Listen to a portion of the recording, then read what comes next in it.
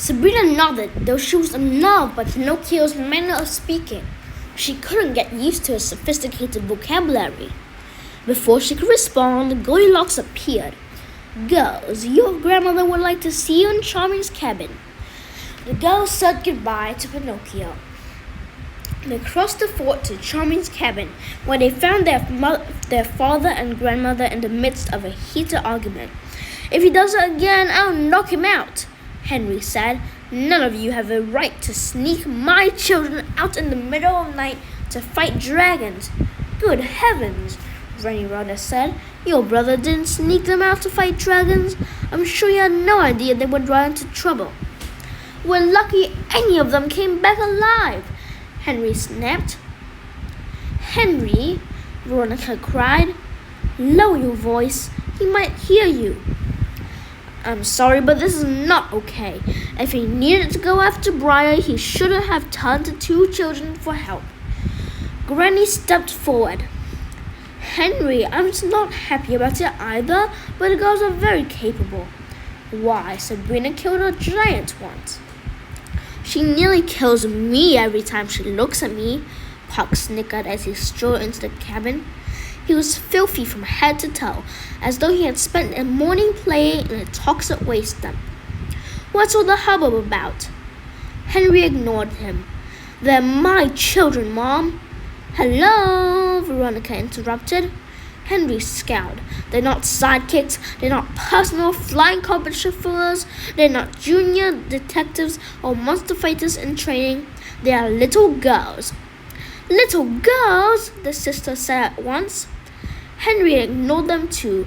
"If any of you tries to involve them in another stupid scheme, I will personally wring your neck," Henry threatened.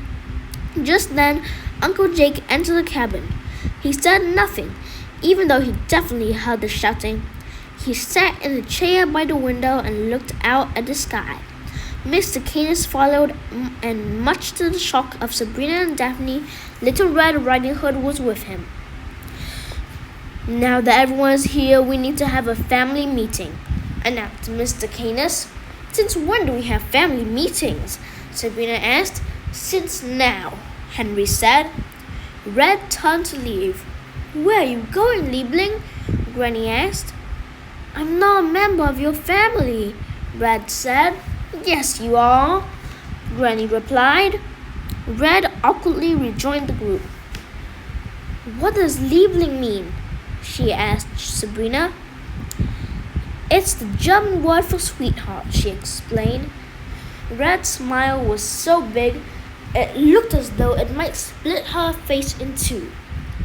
"Mr. Canis has something he'd like to say," Granny said, gesturing to the old man. "Thank you, Rhoda. I know today is a day for mourning, but there are pressing matters that must be considered. The first of which is the identity of the master.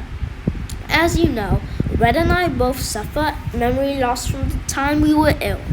Red has come to me in hopes of restoring some of those memories.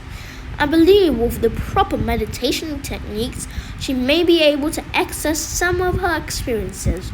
It was incredibly brave of her to approach me, considering our history together." Sabrina studied the little girl. Red was a nervous wreck, but she was putting her fears aside to help. Sabrina wondered, would she herself have the courage to trust a man who terrified her? She couldn't be sure. "We will let you know if she uncovers anything useful," he continued. "I also have some troubling news to share. Our friends Mr. Borman and Mr. Swinehart have come to me with fears that there have been some acts of sabotage within the camp." "Sabotage?" Henry said. "What does sabotage mean?" Daphne asked. "It's when someone intentionally tries to ruin a plan or destroy something important," Sabrina explained. "Are you sure, old friend?" Granny said. Canis nodded. Several important parts of the main gate were stolen. The roof of the medical tent was tampered with, and there was some sort of effort to destroy the well with an explosive. The pigs assure me these are not mere accidents or poor workmanship. Someone is intentionally trying to make things difficult. Any suspects? Veronica asked. Everyone turned their eyes to Puck, who was making disgusting faces into Henry's mirror. He looked at them and grinned. Thanks for the compliment, but it isn't me. I've looked at the damage myself, Canis said. If I still possessed the wolf's abilities, I might be able to pick up a scent from the saboteur, but I am just a man. It could be anyone, and with the steady influx of refugees, it's impossible to know for certain. You think one of the refugees is really working for the Scarlet Hand group? Henry asked. Canis nodded. I ask you all to please keep this to yourselves, Charming. The pigs, Mr. Seven, and I and myself are the only ones who know, and we like to keep it that way. Knowledge of a spy in the community might create panic. Of course, Veronica said. You can trust us with this secret. Canis looked to Granny. Lastly, Rhoda, I'm afraid that with this latest tragedy, I really need an answer to my question. What question? Henry asked suspiciously. As you know, the Everafters plan to confront the Master and the Scarlet Hand.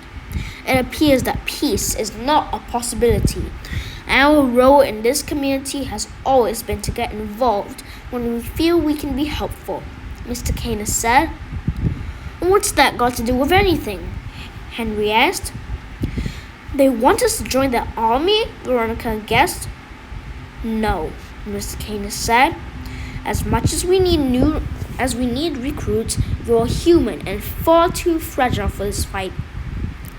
Then what do you want us to do? Daphne asked.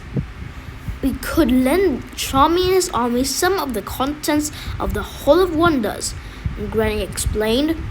Henry nearly exploded. That's nuts. Prince Charming is our family's bitterest enemy. The prince is not the man you remember, Mr.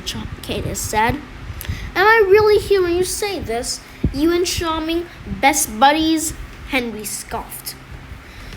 He has earned my respect and my trust. He is not being deceitful when he says the Scarlet Hand is on the march. They won't be stopped until this town is in ashes, and I cannot sit idly by and let that happen. We come to your family because we are outnumbered. The Hand counts among its numbers the most ferocious of Everafters, the most powerful, and the most bloodthirsty. We need access to the Hall of Wonders to balance the scales. If we can't, there is little chance of defending Ferryport Landing. They only want a few items from select rooms, Granny explained to her family. Give it to them, Uncle Jake said. Henry turned to his brother. You agree with this? Yes, give it to them, Jake said. Whatever they want. Anything to stop the Hand. I can't believe this, Henry cried. We've taken the liberty of making a list, Mr. Canis said, holding out a sheet of paper. Sabrina's father snatched it from his hands. 30 trained unicorns? We have unicorns? Daphne asked, amazed. No one told me we had unicorns. Everyone knows I'm 7 years old, right? Unicorns are everything to me. Henry ignored her. 24 Pegasus horses, the shoes of swiftness, Excalibur, the Wicked Witch's broom, Aladdin's flying carpet, plus as many wands and enchanted weapons as you can spare, Mr. Canis said. I'd also like the Horn of the North Wind. Mom, you can't really be considering this, Henry cried.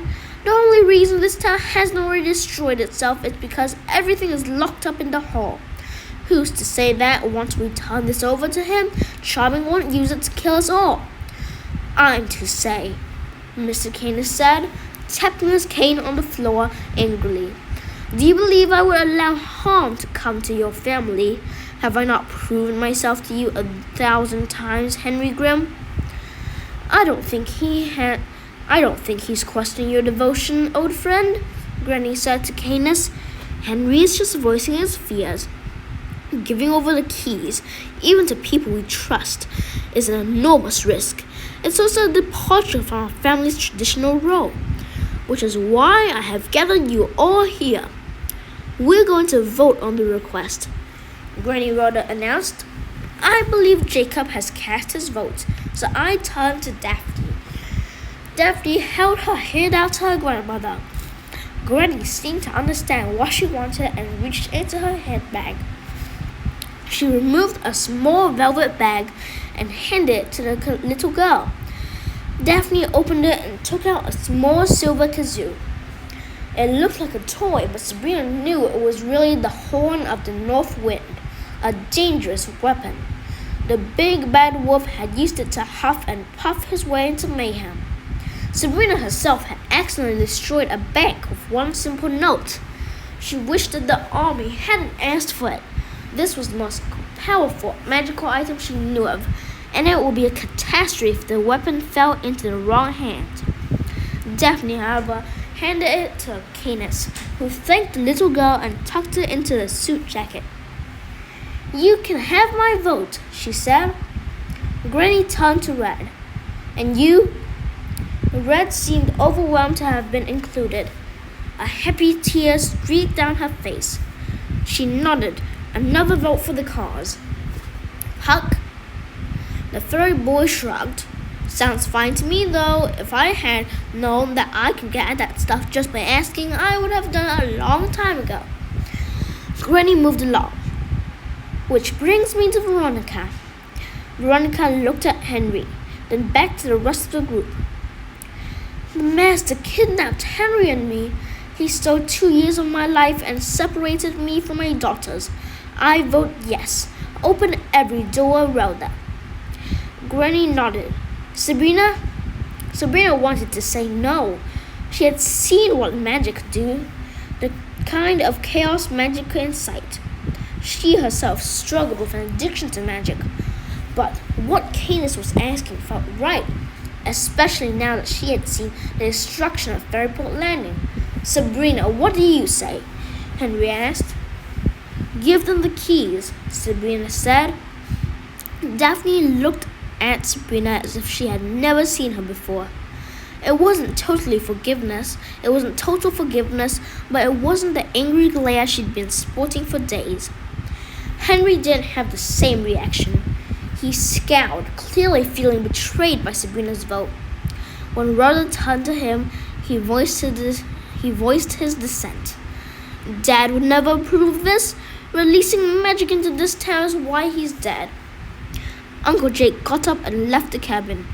Sabrina couldn't believe her father had thrown Basil's death into Uncle Jake's face, especially after Briar had died. But I guess it doesn't matter what my vote is, Henry said. I'm way outnumbered. Hank, your concerns are noted, Canis said. Your involvement in our training would help to ensure your fears never come true. You could... This is not my war, Canis, Henry interrupted. That's decided, Granny said. Mr. Canis, tell Charming we'll give him what's on that list.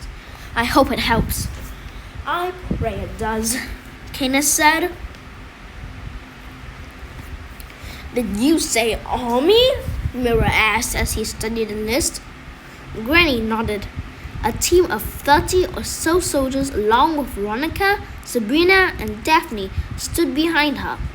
The soldiers were a mixed lot, mostly Arthurian knights and merry men. Morgan Le Fay was there, as well as Puss in Boots and the Scarecrow. There were a few fairies that Sabrina had never met, each more obnoxious than the last, and a rather smelly banshee. All of the visitors were completely bewildered when they stepped through the mirror into the Hotel of Wonders, and even more surprised when they went through another to enter the Hall of Wonders. Even Charming, whose own magic mirror was nothing short of incredible, was... That seems to be the end of this video. I'll send you later. Goodbye.